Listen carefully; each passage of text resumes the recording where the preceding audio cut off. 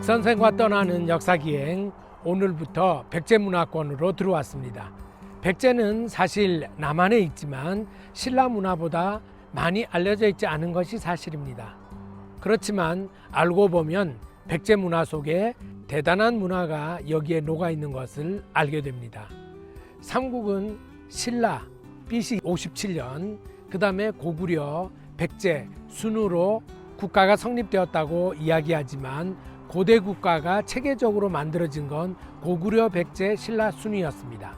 고구려 동명왕의 둘째 아들 비류와 셋째 아들 온조가 남하에서 미추홀에 비류가 도읍을 정하고, 그리고 온조는 위례성에 도읍을 정했습니다. 그러다가 비류가 자살하자 온조가 미추홀까지 병합하여 위례성에 도읍을 정하게 된 것이 백제의 시초라고 볼 수 있습니다. 몽촌토성과 풍납토성이 그래서 백제의 초기 문화가 되는 거죠. 그러다가 고구려 장수왕 때에 남하 정책으로 인해서 계로왕이 전사를 하고 백제는 어쩔 수 없이 도읍을 남쪽으로 옮길 수밖에 없었습니다. 그래서 찾아낸 지역이 바로 여기 웅진, 그리고 좀 있다가 사비로 또 한 번 도읍을 옮기게 됩니다. 결국 위례성에서 약 500년 동안, 그리고 웅진에서 63년 동안, 그리고 사비에서 122년 동안의 백제가 완성되게 됩니다. 위례성이 한강을 중심으로 해서 발달했다면 여기 웅진과 사비, 그러니까 지금 공주와 부여는 금강을 중심으로 발전할 수밖에 없었습니다. 금강은 남한에서는 세 번째 가는 강으로 알려져 있습니다. 낙동강 그리고 한강에 이어서 약 400km의 길이를 갖는 금강, 이 금강은 특이하게 장수군의 뜸봉샘에서 출발해서 북쪽으로 올라가다가 다시 서쪽으로 방향을 바꾸어서 서해안으로 빠지는 굉장히 아름다운 강입니다. 천연적인 요새요, 수로교통의 중심인 이 웅진을 도읍으로 정한 것은 탁월한 안목이었다고 할 수 있습니다. 유네스코는 2015년 백제 문화권을 통틀어 모두 유네스코 문화유산으로 지정했습니다. 그래서 이 공주의 공산성과 무령왕릉, 그리고 부여에 있는 능산리 고분, 부소산성, 그리고 정림사지, 나성, 그리고 익산에 있는 왕궁리와 그 다음에 미륵사탑까지 해서 8군데를 지정해서 유네스코 문화유산으로 정했습니다. 웅진은 원래 고만아루라는 이름에서 시작합니다. 고만아루가 곰나루가 되고, 그리고 그 곰나루는 한자어로 하면 웅진, 그리고 웅주를 거쳐서 고려시대에 공주라는 이름으로 바뀌게 됩니다. 여기가 곰나루라는 이름을 가지게 된 것은 곰 토템 신앙에 기인한다고 볼 수 있습니다. 저쪽에 보이는 연미산에 곰 한 마리가 살고 있다가 암곰이 나무꾼을 유혹을 해서 결혼을 하게 됩니다. 그리고 아들 둘을 낳게 되죠. 그런데 이 나무꾼은 폐쇄된 생활이 너무 싫어서 자유를 찾아 떠나게 됩니다. 암곰이 두 아이를 안고 나무꾼이 돌아오기를 애원했지만 나무꾼은 끝내 떠나고 맙니다. 그래서 곰은 아이 둘을 데리고 이 금강에 투신을 했다라는 전설이 전해지고 있습니다. 그 이후로 공주 사람들은, 웅진 사람들은 곰 사당을 세우고 곰의 넋을 위로하는 그런 마음을 가지게 된 것이 바로 곰나루의 유래라고 이야기할 수 있습니다. 이제 공산성으로 이동할 텐데요.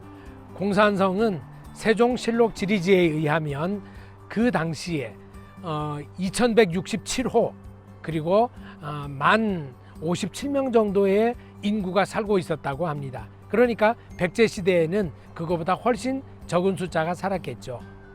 그렇지만 공산성은 여러 가지 시설이나 이런 면에서 오늘 우리들에게 남겨주는 것이 참 많습니다. 이제 공산성으로 떠나보도록 하겠습니다.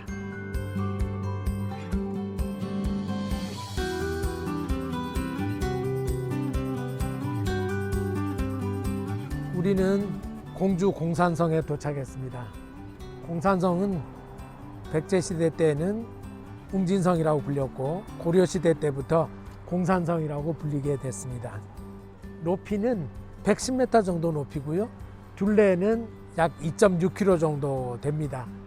475년부터 538년까지 63년 동안 웅진시대가 열렸죠. 그때 도읍으로 썼던 성이 바로 여기입니다. 원래는 토성으로 쌓았는데 조선시대 때 석성으로 지금 혼용이 되어 있습니다. 이제 금서루부터 시작해서 공산성을 한 바퀴 돌도록 그렇게 하겠습니다. 입구로 올라가는 곳에 있는 돌비석들입니다. 조선시대 때 유명한 이 관찰사들, 이 지역을 관리했던 지방관리들의 행적을 여기에 기록하고 모두 치적을 세워놓은 비석들입니다.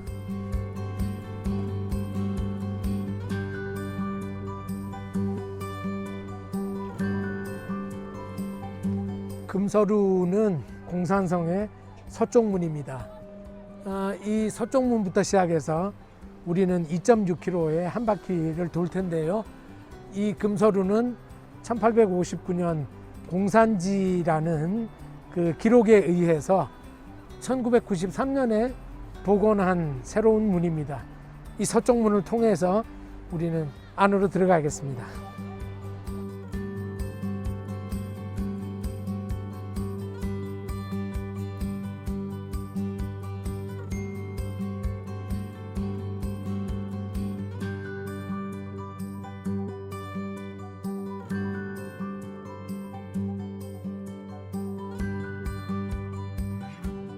예, 공산성 안에 있는 옛날 왕궁터입니다. 왕궁이 남아있는 게 없기 때문에 터만 남아있는데요. 이쪽에 왕궁 본체 건물과 그리고 부속 건물들이 있던 자리입니다. 곳곳에 팻말만 남아있고 또 이렇게 연못 자리 이런 팻말도 물은 하나도 없지만 연못 자리로 남아있는 이런 유구들만 남아있는 편입니다.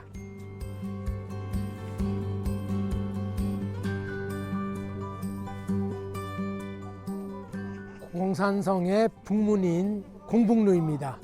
이 공북루는 정면 5칸, 측면 2칸의 건물인데요.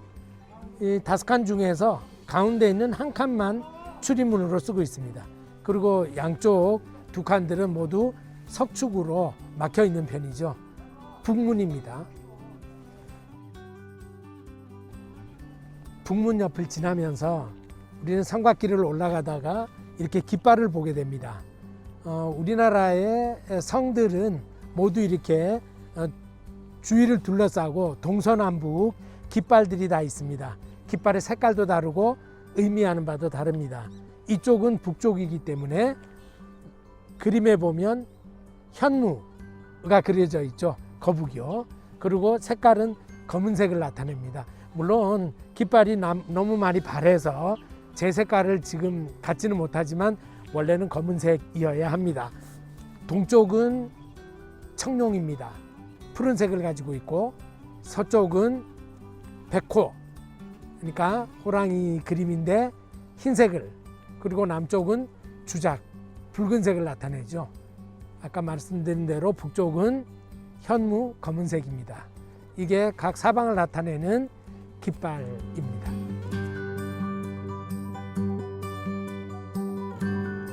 예, 공산성에 있는 석빙고입니다.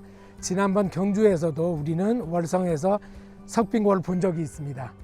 이렇게 옛날에는 겨울에 얼음을 꽁꽁 얼렸던 것을 모아서 여름에 재활용하는 이런 얼음 저장고, 냉장고 역할을 했던 그 저장 시설들이 곳곳에 있습니다. 조선시대 유물이라고 볼 수 있습니다.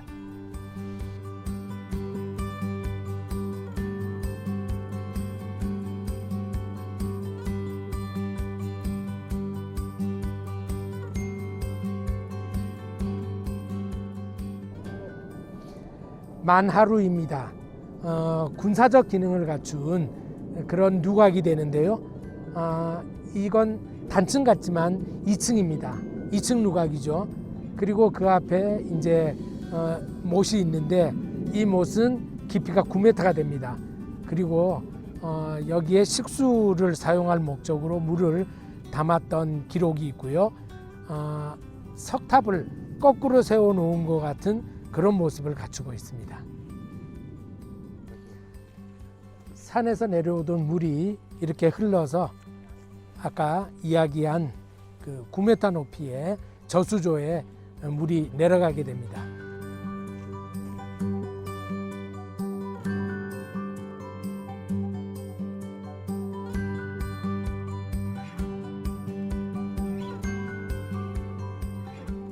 이 공산성 안에 절이 있는데요. 영은사입니다. 이 절은 세조 때 임금의 명령에 의해서 설립이 됐고 1457년에 건립했습니다. 임진왜란 때는 여기를 승병의 합숙소로 사용했습니다. 그리고 광해군 때는 승장을 두어서 전국에 있는 승병들을 이 사찰에서 관리하게 했던 기록도 있습니다.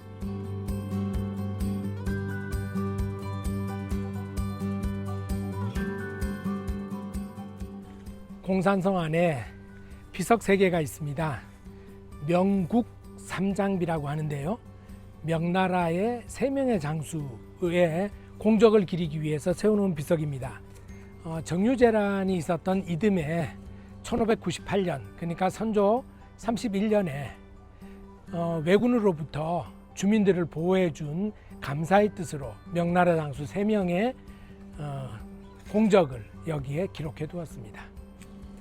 명국 삼장비 바로 옆에 임류각이 있습니다. 동성왕이 세웠다고 기록이 되어 있습니다. 그러니까 500년 정도의 동성왕이 세운 데인데 임금이 여기에서 풍류를 즐겼던, 그리고 연못을 파서 여기에서 풍류를 즐겼다라는 기록이 있는 임류각입니다. 높이가 15m나 되고 굉장히 화려한 양식으로 만들어진 누각입니다.